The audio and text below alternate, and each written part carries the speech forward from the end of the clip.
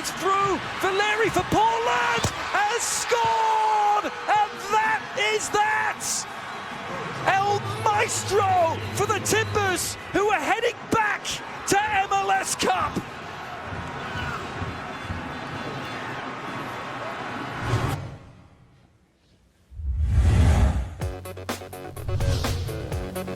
The Timbers are going back. Diego Valeri hoisting the Western Conference Championship high into the air. 2 goals to seal a victory at Children's Mercy Park. On the other side, Atlanta United in year 2. They're hosting the thing. Mercedes-Benz Stadium, 70,000 plus. December 8th. Oh boy, here we come. MLS Cup. It is gonna be a doozy. The conference championship second legs go down, maybe not as planned. The lower seeds advancing. Portland Timbers by virtue of a 3-1 win against Sporting Kansas City. That home field advantage? Didn't happen at the Blue Hell. On the other side, Atlanta United. Losers 1-0, but they handle business in leg 1, and they will host MLS Cup in just their second season. December 8th, 8 p.m., Big Fox, Unimas, TSN, TVA Sports in Canada. We will crown perhaps a new champion, perhaps Atlanta United, perhaps a second in 4 years for the Portland Timbers. Welcome to Audi MLS Playoff Central. I am Andrew Wiebe. With me, the guys, as always, Kalen Carr, Matt Doyle, Bobby Warshaw hanging at the board, and Alan Gordon, who Sporting Kansas City desperately needed in the late going. Where were you, man? Free agent contract? Late on, get him in there. You would have finished one of those headers, I promise you. I believe I would have. I got to be honest. Russell was putting it right on a dime, and there was clear chances there to be had. Sporting Kansas City, they're going to look at this game and feel some regret. Yeah. Feel some regret. On the flip side, the New York Red Bulls are dealing with a familiar feeling, Doyle. What do you take away from tonight? Probably regret for them as well. I think, Chris Armas has put a brave face on it, but it does come back to that first leg. Because if you look at tonight, they weren't dominant, they weren't overwhelming, but they were the better team than Atlanta, and they got the win, and you kind of think, oh man, if we had done that a week ago, we would be hosting MLS Cup. Yeah, I look on the other side, and Portland, I mean, you got to take your hat off to them. Mm-hmm. I know how hard it is to go into Sporting Kansas City and try and get a result, and they were under it the whole first half. It was going all the way of Sporting Kansas City. I would love to hear the halftime talk of Gio SAVARESE, because his team came out in the second half. And Kansas City, I think, fell into a shell just a little bit, just for a moment, and it was enough for a special play from Sebastian Blanco. I mean, what a difference he has been this year. Absolutely. 3-2, by the way. I said 3-1. You almost had 2-2, which would have been your away goal advancement. In the craziness of these final minutes, it all kind of went into a blur. Bobby, thanks for the save, by the way. You threw up the deuce for me. I'm satisfied that we're going to have an MLS Cup when it feels like the teams deserve to be there. I'm always cheering for the best teams. I don't like the underdogs. I want the teams that deserve it, the teams that put in the work and became the best through diligence, through attention to detail, and it feels like we have that. We have a satisfying outcome at MLS Cup, and I'm looking forward to watching a good game next weekend. All right, Atlanta, Portland. Here's the poll question for you at home, and I think you can predict this one. MLS Cup, who is your winner? Atlanta United, the Five Stripes, or perhaps the Timbers. They won in 2015. They're back. It's the 4th straight season Cascadia has had a representative. Portland won it in 15, Seattle in 16. Seattle lost to Toronto in 17, and now we're back here with the Timbers on the road, headed to Atlanta for December 8th. Let's take a look at these highlights. This was the wild one, guys. Sporting Kansas City and Portland. A little bit of a snoozer to start the night. Children's Mercy Park was bumping. It was full. They were ready for this. They expect to win, and as you said, Johnny Russell was absolutely on fire. Alan, this is just a weird goal in 5-hole. I don't know how I got through. Yeah, Johnny Russell, I mean, he's doing what he's been doing all year. He's taking on guys. He's being dangerous. It nicks off the defender. Valentin gets a little cross-footed, and it goes in the net. Yeah, just a wake to it at the back post. This one right here was called back, which was the right call, because Iko Para, first of all, was offside, and second of all, actually did interfere with Attinella right there.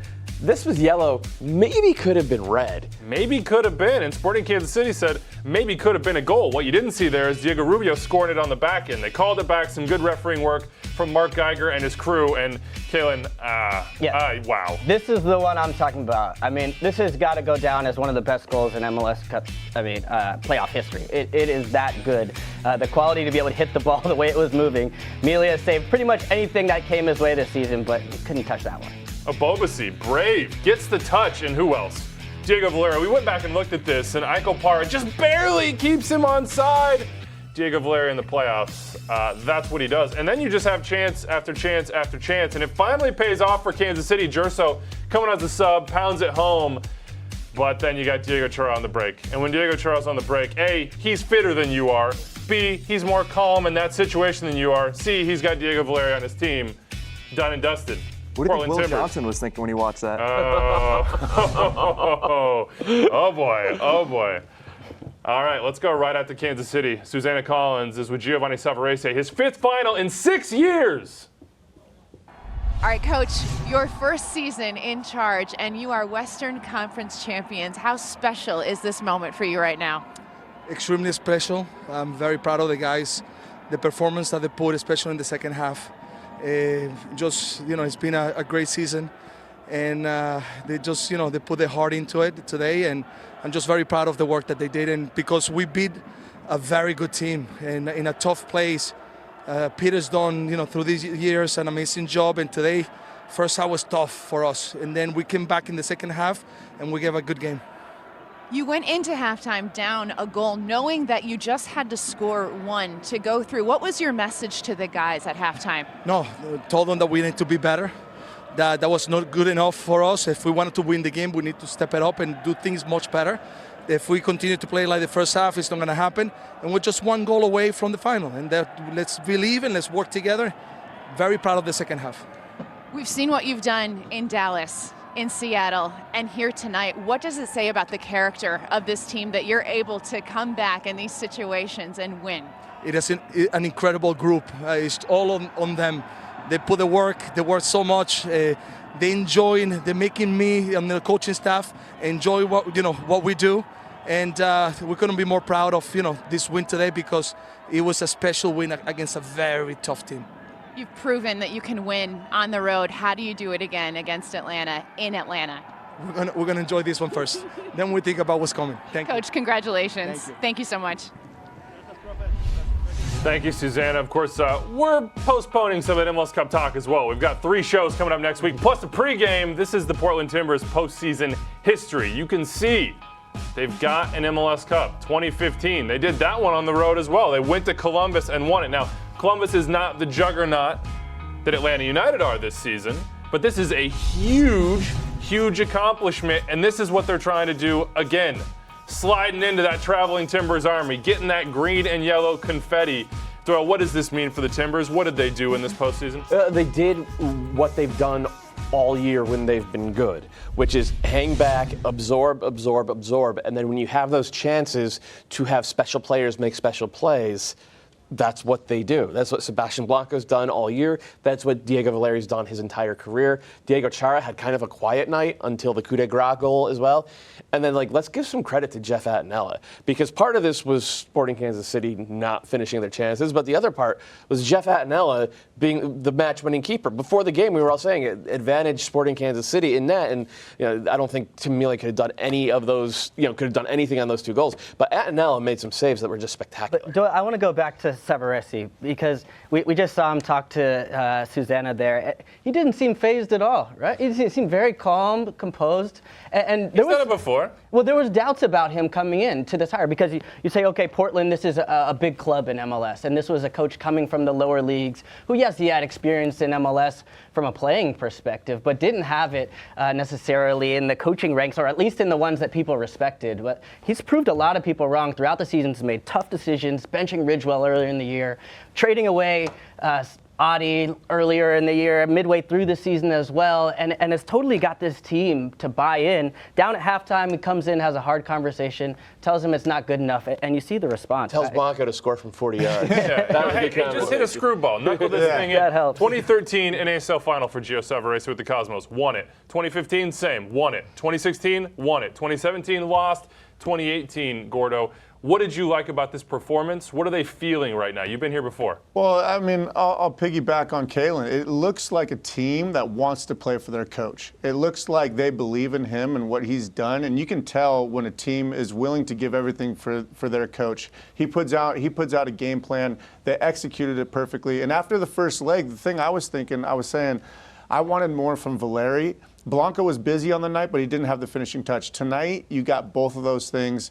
It was a perfect game for them, and hats off to them. They played a great game. Let's go right back out to Kansas City. Susanna Collins is with Diego Valeri, the game winner. Okay, Diego, Western Conference champions. You win in a very hard place to get a result, but listen to these fans singing right now. What does this moment mean for you? I mean, it's this kind of moment that you always keep in your heart. And once again, we got the West Conference Final championship in this stadium, which is very hard for us to win. We did it last time in 2013. It was the right moment to do it, and we played a great second half, and we did it. I saw your face when you scored that second goal and your third goal, and you looked up to the sky. What was going through your head in those moments? Because I'm always very thankful to God to be a soccer player, to be an interpreter of this happiness, and it's all for him. You spoke about the second half. What was it that made you guys so much better in the second half and were able to pull this off here tonight? I think our proposal with the ball, it was much better from the start of the second half. Obviously, Sebastian's goal changed almost everything, and then we were very efficient in the last 20 minutes. Well, the job is not done yet. MLS Cup awaits. How do you guys continue this role on the road in Atlanta?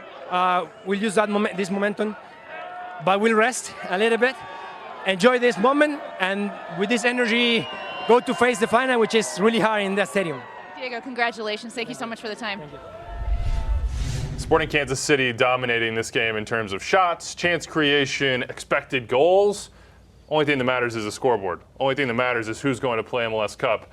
What about this Timbers team, Doyle, allows them to be on that side of the stat sheet, but be on this side of the result? I think they have a defined style and approach to the game. They know who they are, and they tried to go away from that in the middle of the season. Like, I guess late summer, SAVARESE had tinkered a little bit and said, okay, we just went 15 unbeaten. Let's maybe try to be a possession team. Let's maybe try to be a pressing team a little bit. And whenever that happened, they got opened up. And then down the stretch, they said, all right, throw all that away. We're a counterattacking soccer team. We will absorb a ton. Sounds familiar. Doesn't it? Yeah. Atlanta team, right? If you have an approach, you should stick with it. So I think just having that identity, and then they have good players. And you could argue in just about any MLS game, Valeri, Blanco, and Chara are going to be the three best players on the field. That matters, but let's give a lot of credit to Jeremy Ebobisse, because this did not come together until he came in there and he started he's a center forward. He had an assist tonight. He's had a couple goals and assists in the playoffs so far. He does put the ball in the back of the net, but he's a glue guy. He makes life easier for guys like Valeri, guys like Blanco, and having that extra heat up top has opened the game up for them. What changed this game, as Valeri said, is Sebastian Blanco. I don't know that anybody at this table has ever scored a goal like that. When you saw that hit, that was the assumption I was making. When you saw that hit, and you saw the way it moved, and you saw Valeri's face on the back end, what are you thinking as professional soccer players? Walk me through that, because when I watch this, I'm flabbergasted. It's unreal. I've had this experience only one time, and Valeri's, mind you, not Blanco's, when Adam Moffett smacked one against Sporting Kansas City in the 2012 playoffs, and I had the same reaction where I turned and I was like, what did you just do? And it's more impressive when it comes from someone with the ability of Valeri there. But, Blanco's been able to find some of these moments in big matches where a lot of the attention goes to Valeri always. Yeah. And it's allowed him to have a little bit more space to make incredible plays, and he's done them consistently. I mean, that shot is ridiculous, but can we talk about the pass? I think the pass was almost better. I mean, it's not because the shot was that good, but the pass is incredible. There's very few guys in the league that can make that pass. It was perfect. And the run, to your point, the run's spot on as well. So it was a perfect play, and it worked out, and it changed the game. It's one of those things where they're great players, Valeri and Blanco especially. They're great players in and of themselves, but the way they work together, they make each other better, which is, when you have that kind of force multiplier out there, they're tough to deal with. Yeah, this is a huge win. You can see it here. The emotion for Sebastian Blanco, for the Portland Timbers, in enemy territory, getting a victory on this one. We're going to go to Bobby right now, who's going to break down what was so special about what Diego Valeri did tonight. we're going to talk about Valeri, but we're actually going to talk about that whole play on the second goal. And what I really want to look at is Bobassy's movement that led to this goal. And we take a look and we say, how did he get so open at the top of the 18? How did his run create so much space behind the defenders? Well, to figure that out, we actually need to back it up to a few seconds before that, to before this play even took place up near the 18, to right here. This is Bobassy receiving the ball, and behind him is Ike Opara. And I want you to remember this, because watch what happens after Bobassy releases this pass, and Opara has to chase him down. And I want you to look at Ike Opara as this play starts to settle down. Okay, Opara thinks we got him. We're fine, we have it figured out. Now look at his body. Usually as a center back, and if we can bring the camera back on screen here, as a center back, whenever this happens, you want to be side on, because if you're side on, all of a sudden you can turn your hips and you can move your body to follow that runner. But if you look at Opara, he's square to the ball, and he's square to the ball because he had to chase the Bobassy up the field and then chase him back the field. And Matt, why do you love Bobassy so much? Because of the little things. He does all the little things. He checks to the ball, he brings the defender, he brings the defense out, he wears them down, and you do all those little things because when it comes to a crucial moment like this, when it comes to that moment in the game, when you have your chance to make the run off the defender's shoulder, he's worn down because you did that little thing. And as we see, Ike's body shape, he's tired, he's flat, he's straight onto the ball, and all of a sudden, Bobassy can run off his shoulder, time that run, and get in behind, and then Valeri has the easy header. So doing the little things for a striker can go a long way. Beautiful, beautiful goal for them. That is the game winner based on away goals. Thank you for the breakdown here, Bobby.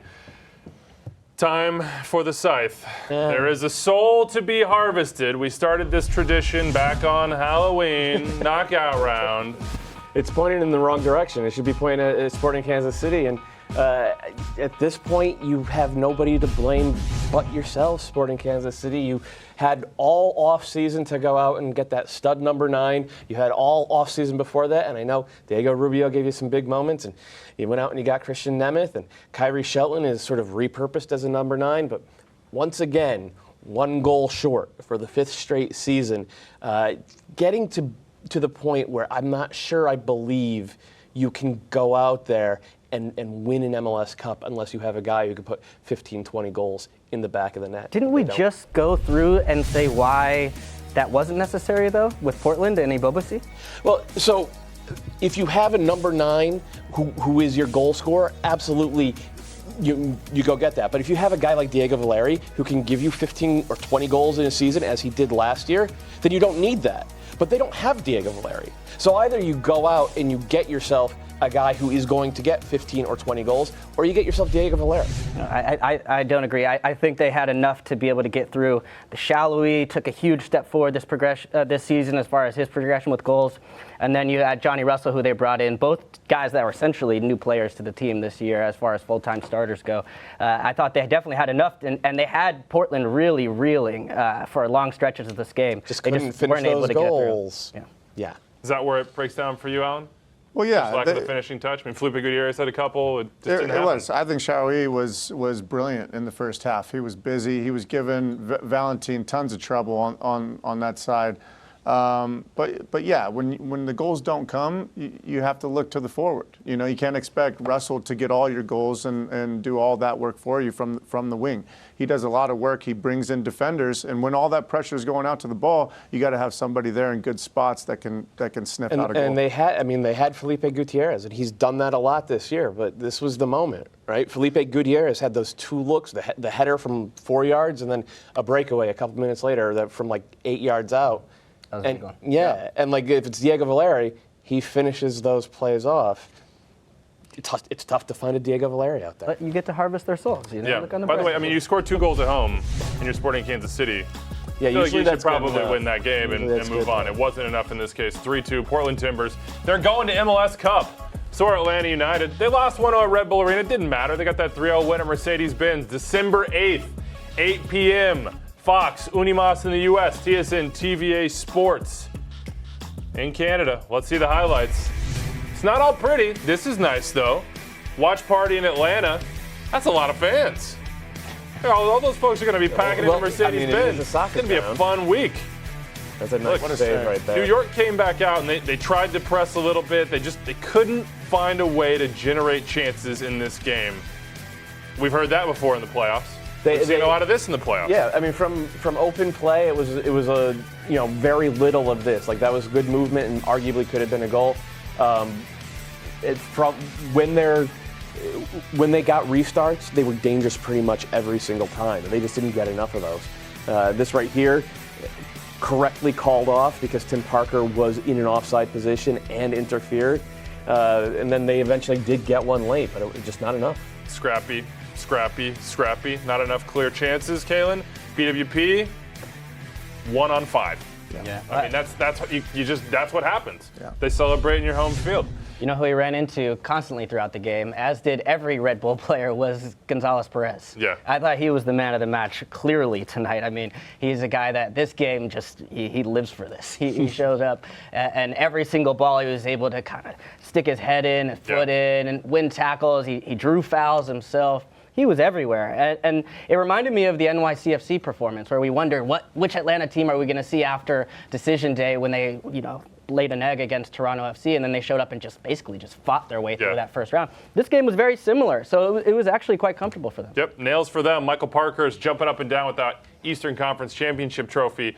You might remember the ankle injury. He says he's going to be fine. The video evidence says that's probably true. Jillian Sakovitz caught up with Greg Garza after this game. Let's see what he had to say.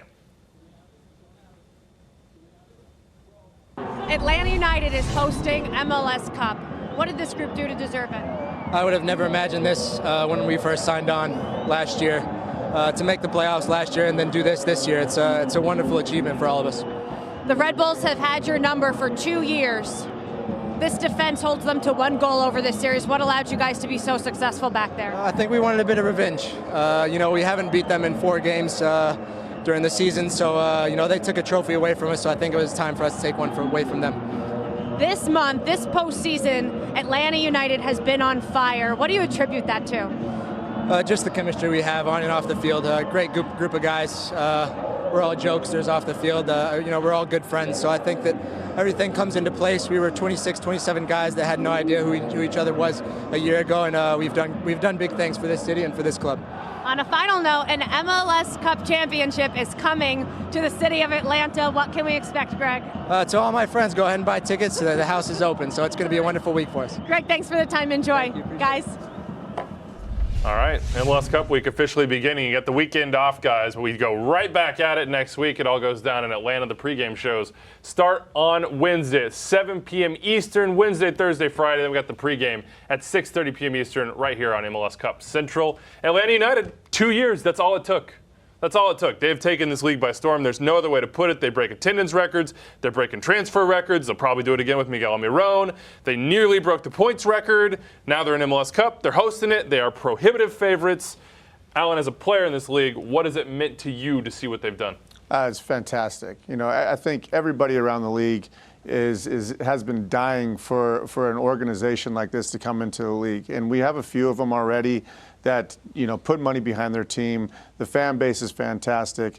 They want to win. They want to do things the right way. And when that happens, the whole league's going to have to follow suit, and it's going to lift the level of everybody. Gordo, are you coming to MLS Cup, man, to party with us? Is that an invitation? Dude, I was at All-Star down there this year, and I remember taking a car service to the after party, and the driver was complaining to me saying that, Arthur Blank only cares about Atlanta United. He was like a lifelong Falcons fan. Yeah. And it was this moment in my mind where I was like, wait, somebody's complaining that the NFL team is being overlooked for the MLS team. And that's the impact this had culturally in Atlanta, where this team really matters everywhere you go. It's a soccer town.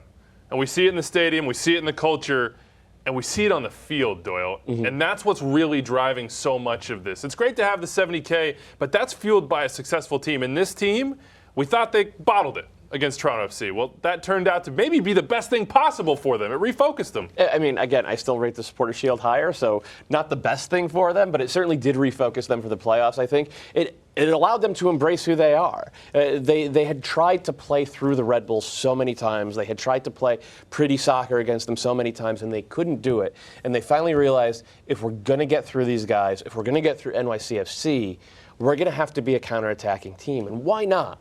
Because nobody can keep up with Joseph Martinez and Miguel Almiron over 2 legs. And it was a late change, and it took a lot, but when you have veterans at the back like Michael Parkhurst and Jeff Larunowitz and Leandro Gonzalez-Perez, like you can play around a little bit. When you have a goalkeeper like Brad Guzan, who hasn't been great in these playoffs, but he knows how to organize his team, you can play around a little bit. And just having that solidity allowed them to say, all right, we're going to attack with 2 or 3. We don't have to take the same risks. And it got in the Red Bulls' head.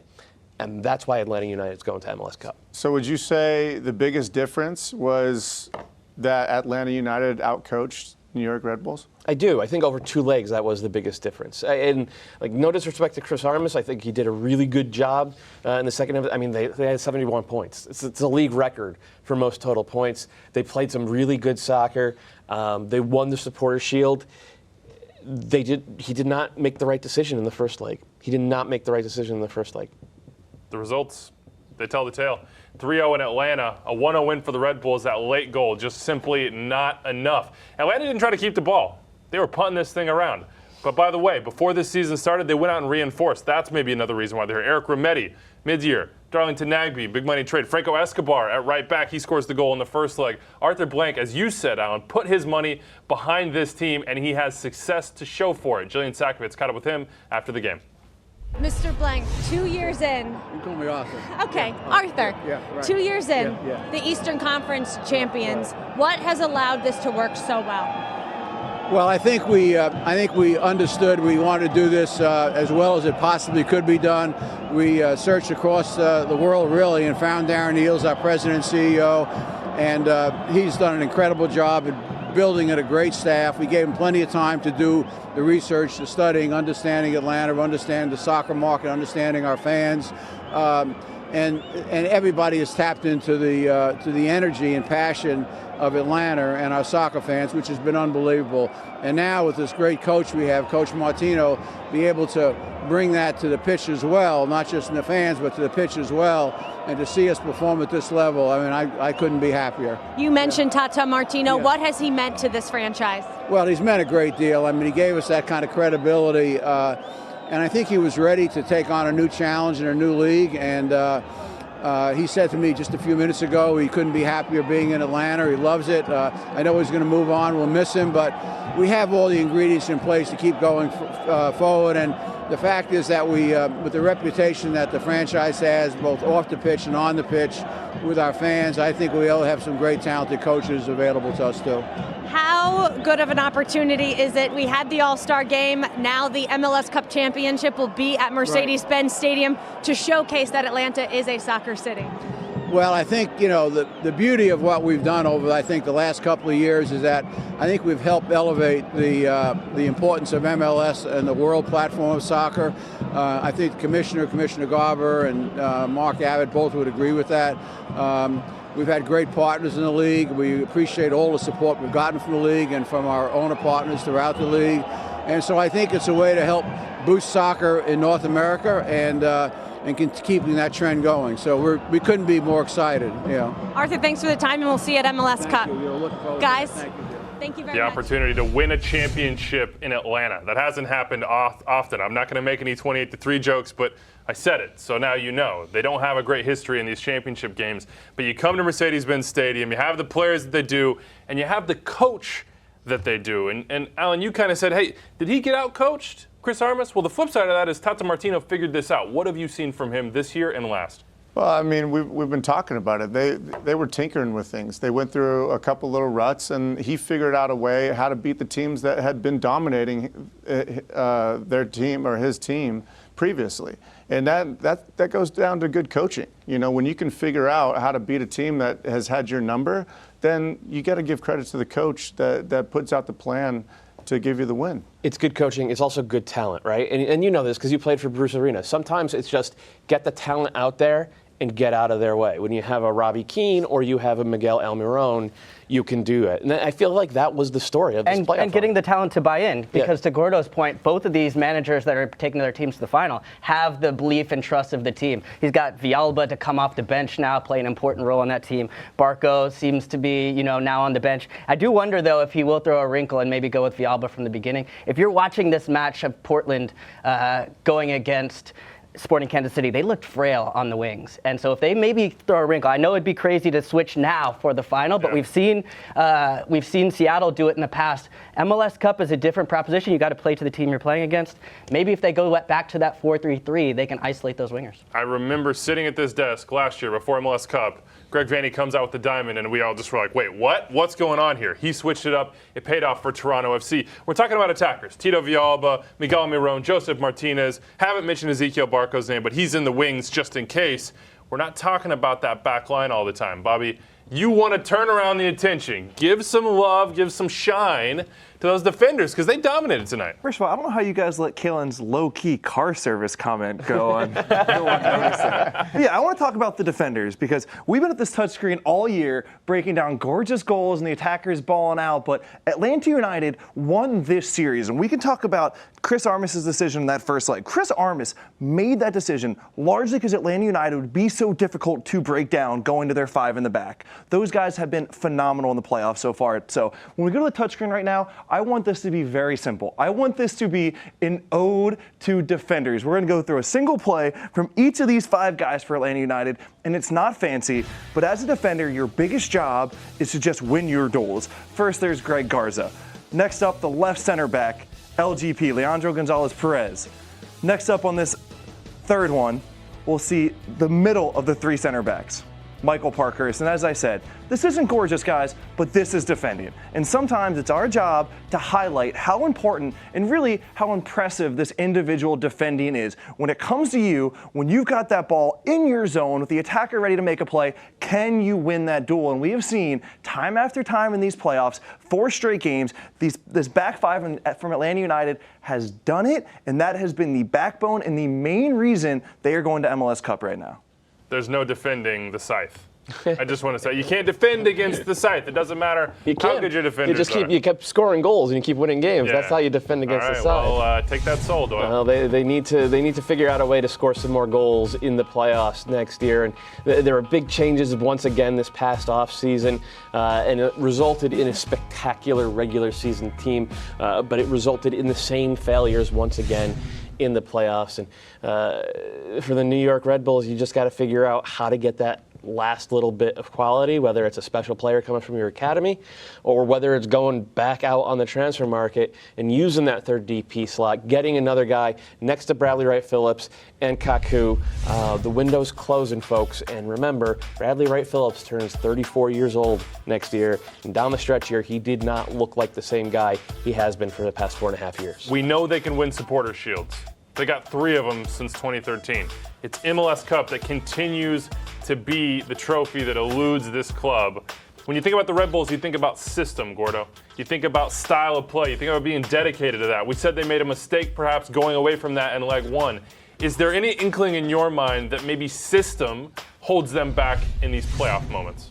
Well, maybe. I mean, teams have figured out how to play against the Red Bulls. You have to sit back and make them think, make them try and play through you. And when they have to do that, they're less effective. I mean, it's obvious. And when they went into Atlanta and they didn't play the style that we all wanted to see them play, it put them in such a big hole that Atlanta it was easy for them to go into the Red Bull Arena tonight, sit back with 5, and defend. And they weren't bothered because, you know, Red Bulls were running out of ideas. They were chipping balls in from the middle.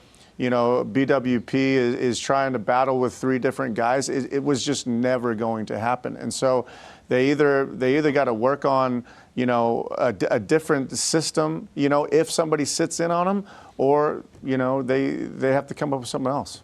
In the playoffs, it's been all negatives for the Red Bulls. They make a run, they don't get there. They fall short. But in the regular season, it's been very, very good. There are a lot of positives to take away. Chris Armas was at the dais earlier tonight. Here's what he had to say about their season.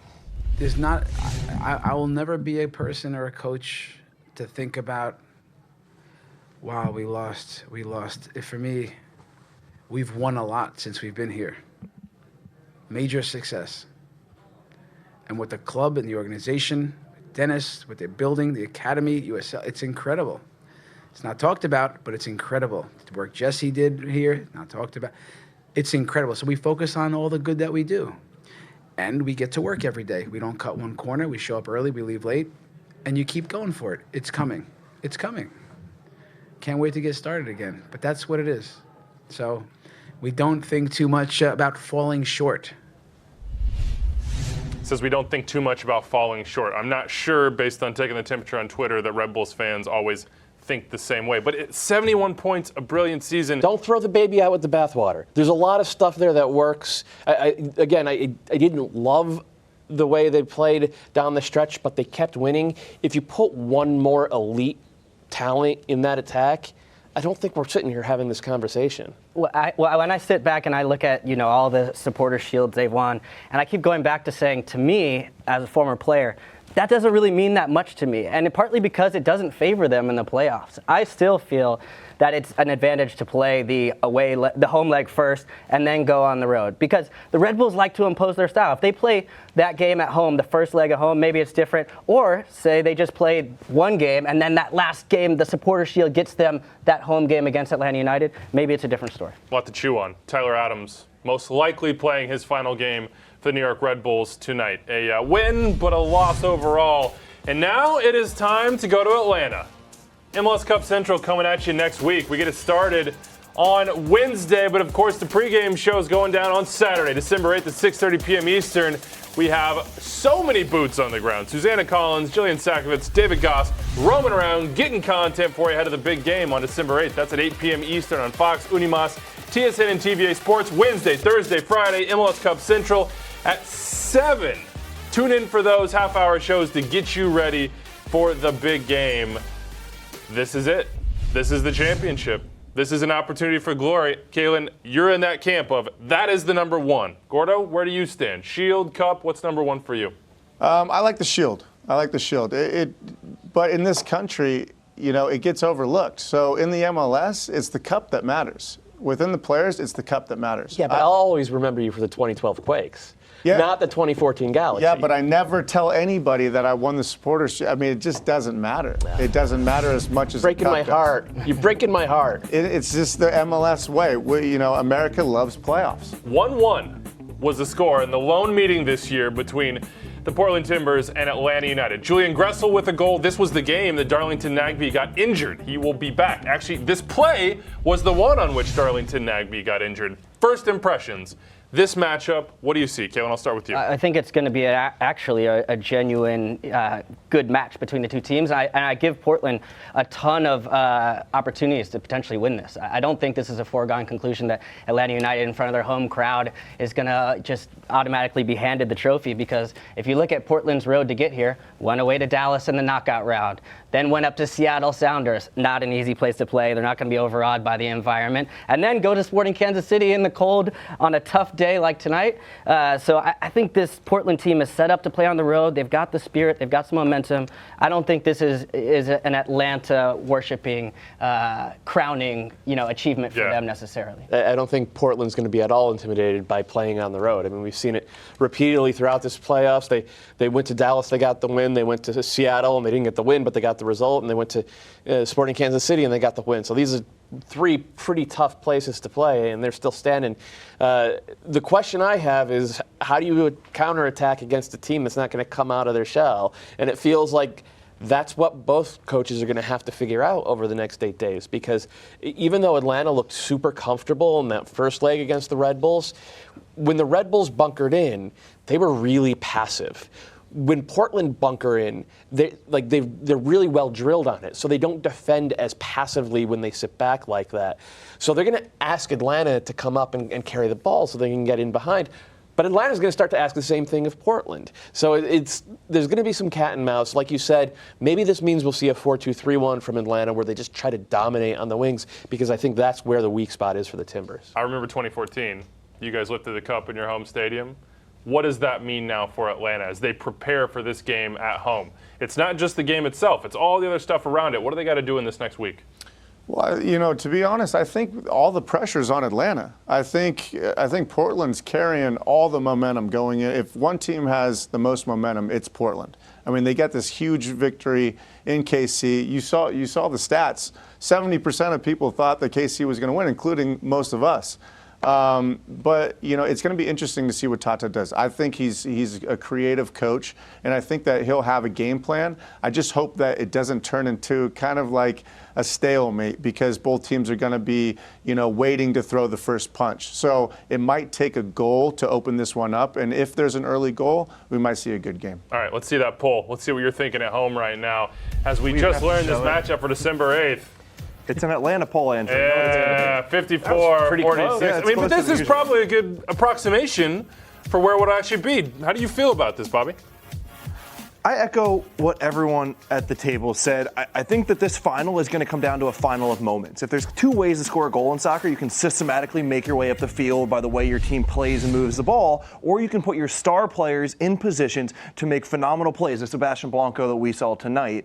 And I think that this will be a game of moments. I don't think either team is really going to take the initiative, but instead I think they're going to have their star players, and that could go either way. Both these teams have players capable of doing something special. A game of moments. The final moment coming on you're December 8th. You're going to let them be on the fence like that? Make a prediction, Bobby. No. Predictions are coming next week. We got to save our content. We got MLS Cup Central coming right up on Wednesday. Wednesday, Thursday, Friday, 7 p.m. Eastern, and then MLS Cup on December 8th. 8 p.m. Eastern is the broadcast.